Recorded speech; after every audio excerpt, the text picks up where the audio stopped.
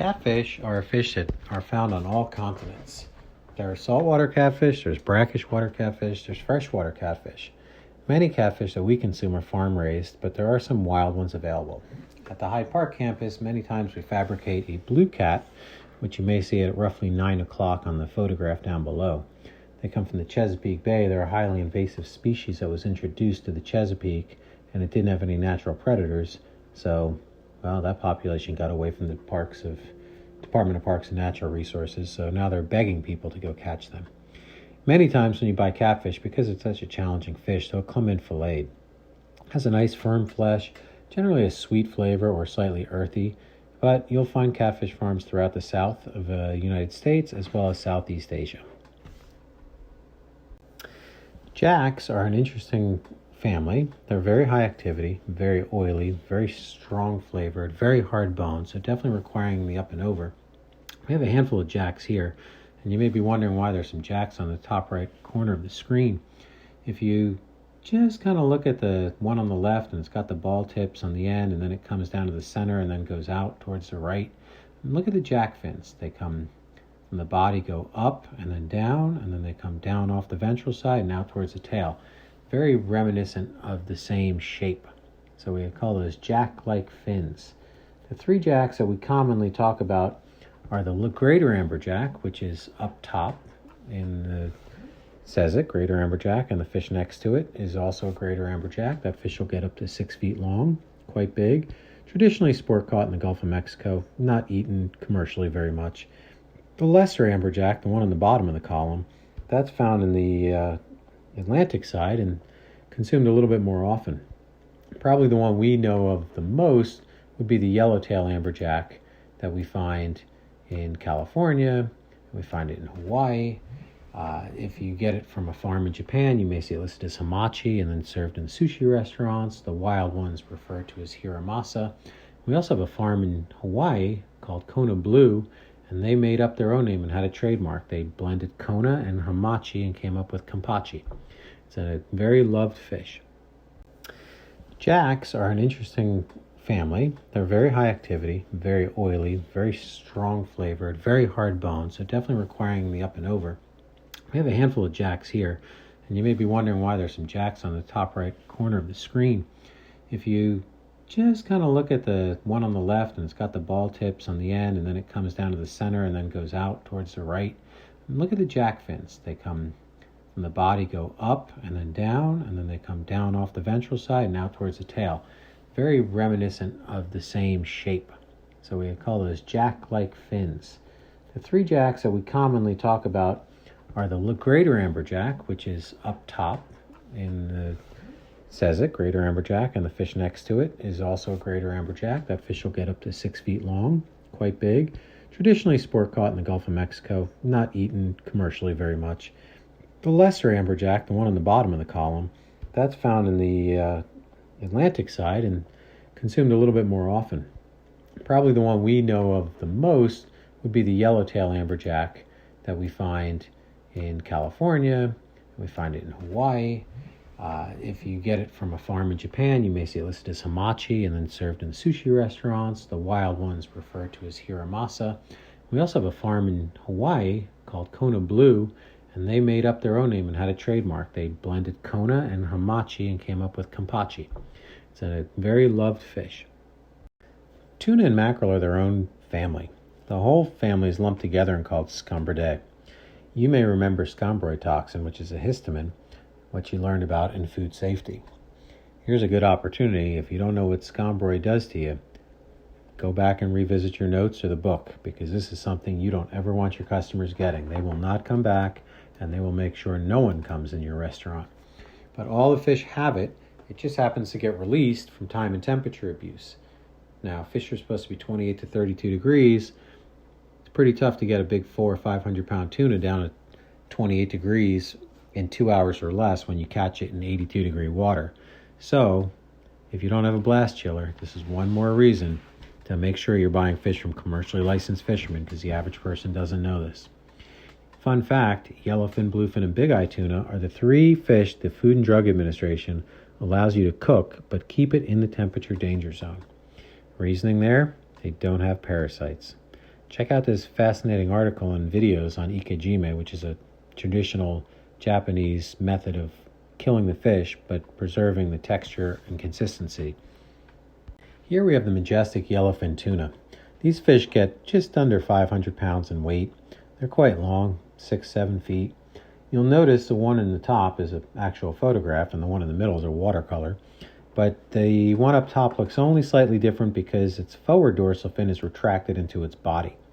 These fish have two dorsal fins. The long one you see on the top picture will always be fixed. It stands taller than the tail.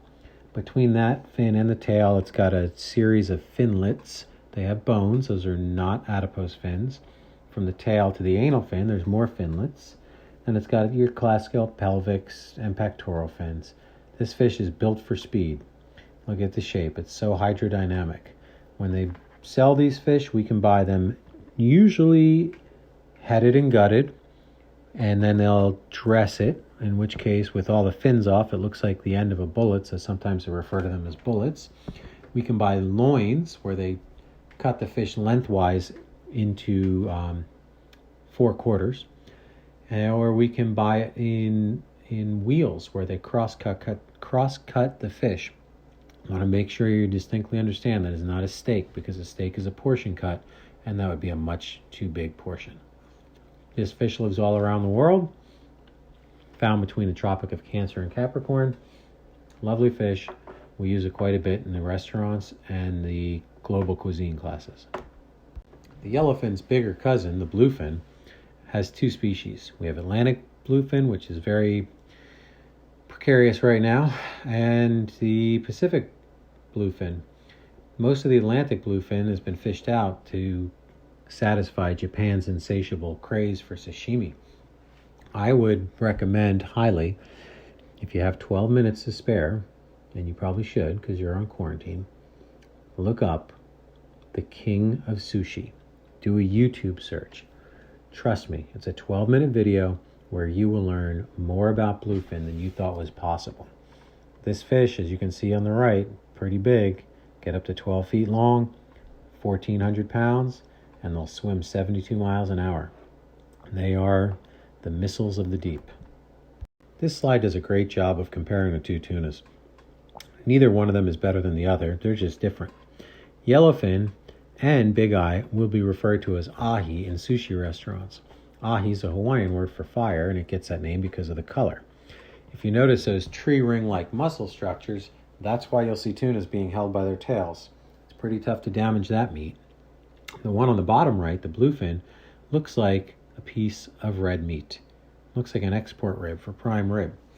That has the belly flap connected to it, and if you look at the belly flap, look at that fat. Focus on that bottom right-hand corner of the slide. It looks like the fat cap on a pig, and that's what drives people who love sashimi crazy, that rich, unctuous, creamy mouthfeel. We got 2 tunas here that most people know just in a can. The albacore goes into a can quite often. Nowadays, we see it being marketed as longfin tuna because of its long pectoral fin. We see it being marketed as tombo, which is the Japanese version. We see it called chicken of the sea in a can. Some people call it white tuna.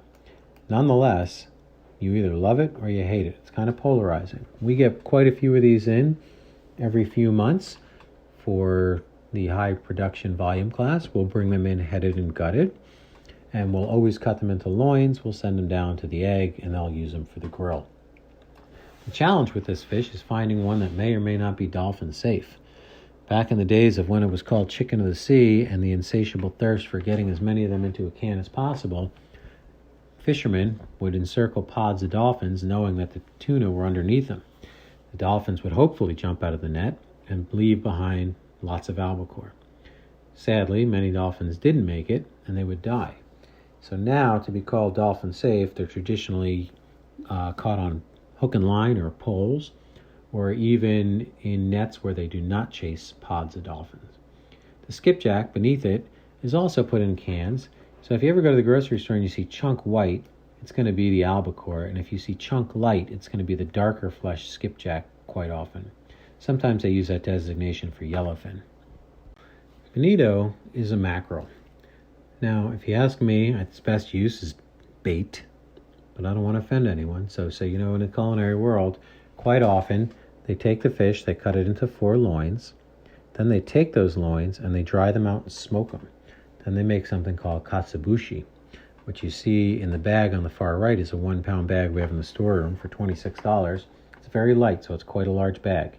You would use this to season dashi. So you would simmer kombu or kelp for a while and then let it steep like tea and then finish it with katsuobushi flakes, which would dissolve in there. Alternately, some people use it as a garnish. If you look at the bottom picture, you see tofu agadashi, which is deep-fried tofu sitting in dashi, and they'd sprinkle the katsuobushi on top, and as the steam rises, it looks like it's alive and it dances back and forth. It's quite a striking presentation, and people really appreciate it. Other mackerel we'll occasionally see on campus are the common, otherwise known as the Boston, the Spanish, and the king. The common or Boston mackerel we usually get as bycatch in our squid boxes. You can order it specifically. They're quite nice. They're about 6 or 7 inches long. Not too big, good for grilling or smoking. Sometimes you'll see them in cans as well. The one we use most on campus is the Spanish mackerel. The Spanish mackerel we'll bring in for cuisines of Asia. We will pickle it for day 6 and 7 Japanese cuisine. And then towards the end of the block, we like to use it for the red curry for the 3 days of Indian food. The king mackerel, which is a very flavorful, strong fish, we don't bring in. That's one of those 4 apex predators. So if you're going to eat a lot of king mackerel, just be wary that it may have elevated levels of mercury. It is delicious though, but just everything in moderation. Just as ahi can mean fire, the language in the sushi realm, mahi means strong. So mahi means strong. It's a very strong swimming fish. Actually has a strong, nice, sweet flavor. The mahi, you can see on the bottom, comes in 2 sexes, like most fish. There's a male, which has the big squared off head, and the female, which has the curved sloping head. So it's all bone up there. There's the guy on the right-hand side is holding up a big bull dolphin or male dolphin, and the ones beneath can be called cows if they're females. Many people choose to use the word dorado, which means golden, or mahi. People get offended when you use dolphin fish. And some people even think they look like dolphins. That's the name. They get about 6 feet long, 5 to 6 feet long, 70, 80 pounds. They'll reach that in 5 years. Remember that halibut we looked at took 8 to 10 years to get to sheep hand size. The guy on the right is holding a fish that's half the age, twice the size, and it has spawned every 3 to 4 days. So a very prolific fish, very sustainable. Lots and lots of them in America. Sadly, we import 92% of the mahi. 8% of the mahis in Florida are caught by recreational anglers. The rest are all imported.